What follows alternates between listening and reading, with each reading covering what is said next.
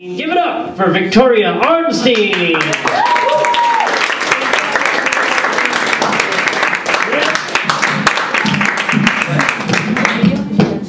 Hi everybody, thanks so much for coming out here tonight and for that warm welcome. I could really use it because I was in so much traffic just now, and honestly I don't think there's a bigger waste of time than traffic, right?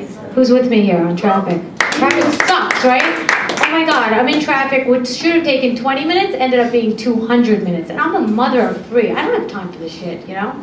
So I turned on the radio, figured, you know, maybe I'll just calm down with some music. I hear one love song, and I'm like, nah, I'll switch the channel.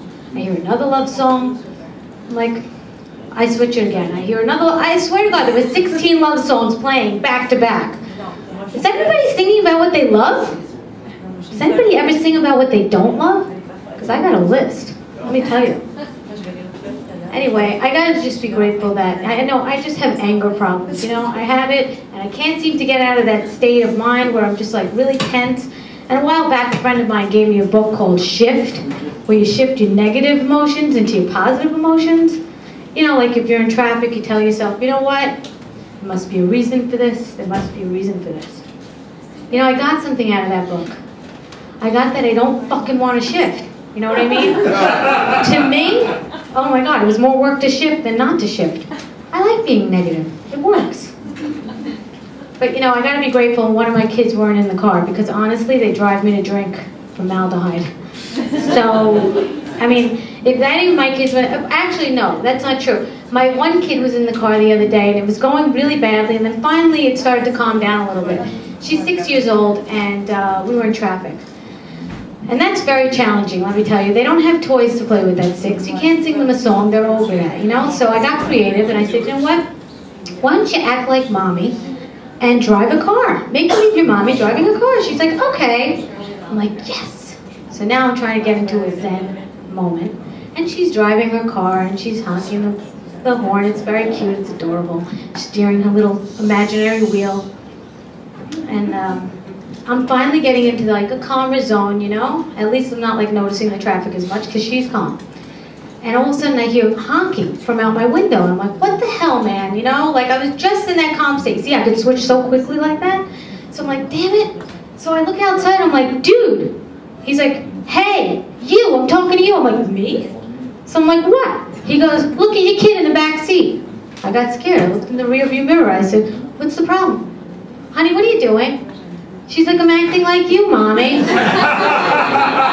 I'm like, good job. You know what the truth is? I can't get angry with her because, you know, she's just like mommy. I'm so proud. Anyway, so my husband hates it when I curse. He just hates it. He's like, there's a time and place for everything. I'm like, really? Do I have to make an appointment to say the word fuck? Like, how does that happen? So he's like, no, you filled your quota, you're done. I said, listen, you know what? Well, fuck him, because you know what? He's not even here tonight. So fuck, fuck, fuck, fuck. Okay? You want to know where he is?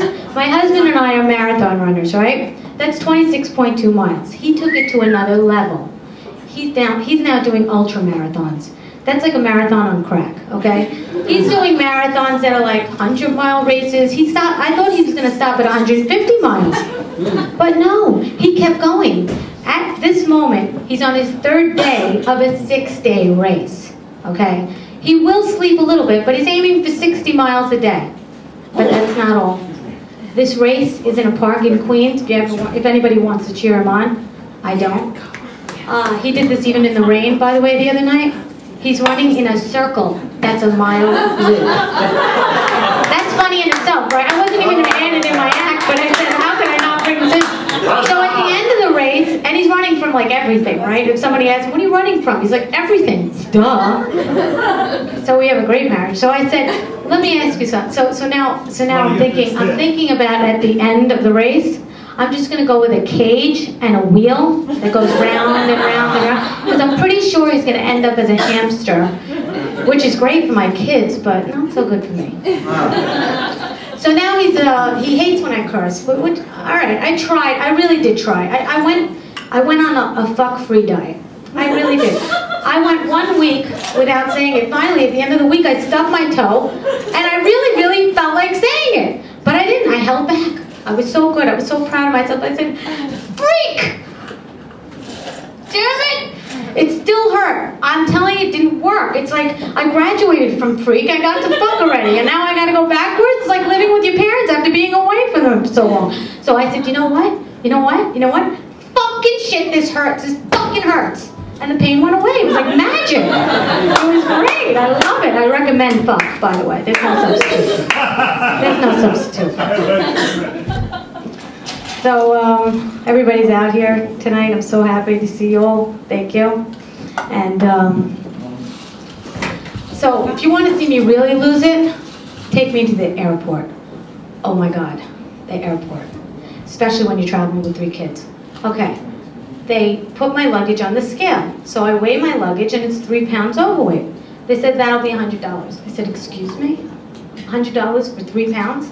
How much are you going to charge Mr. and Mrs. Tubby behind me that are 400 pounds each, eating Dunkin' Donuts as we speak, they're gaining weight? How much are you going to charge them to get on this fucking scale, huh? She's like, nothing? I'm like, no, you don't understand. I'm not paying for this luggage that's 3 pounds overweight. You're going to charge these people. That's it. She was like, I don't know what you're talking about. I'm like, fuck it. So, you know, I had to pay $100. Meanwhile, my kids are 20 pounds each, but my kids are the problem, right? My luggage for 3 pounds is overweight. Okay. See, you know what? If these people would get on the scale, maybe they would lose weight, right? How about the water situation? Oh my God. I bought water, because apparently you can't buy water from Costco or anything, because, you know, it's not good enough. It might be explosive. So I bring water. At the airport, I brought water right before security, right? So I go through security and she takes my water away. I said, what are you doing? She goes, well, you can either drink it or you're gonna have to take it away. I said, what are you talking about? She says, it might be explosive. I said, but I just bought it for $4,000 in the airport. She said, no, well, you're gonna have to either drink it or, I said, okay, fine, I like to keep hydrated. So I drank the water and she says, so I put it back into my bag. And she says, excuse me, you have to give it back to me. I said, why? I just drank it. She goes, because it could be explosive. I said, but I just drank it in front of you. She says, listen, you're going to give me a problem? I said, no, here. So she says, okay, you can go. I go, okay, so let me get this straight. I can go after I drank the water that you think is explosive. That makes so much sense, doesn't it? Anyway, all right, guys, thank you so much for coming.